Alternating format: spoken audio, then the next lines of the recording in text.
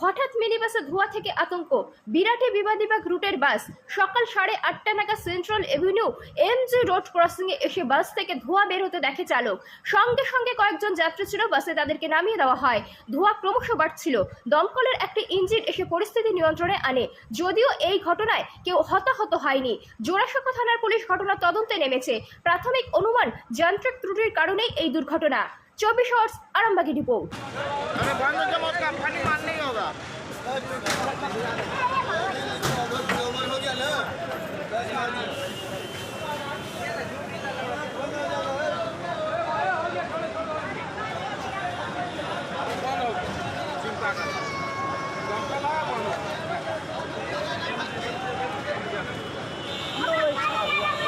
गाड़ी हिट हो गया है।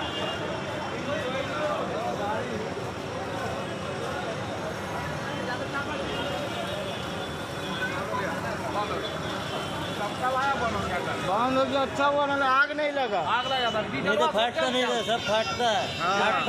सब जल गया पड़ा। हाँ फटा नहीं, आग भी नहीं लगा।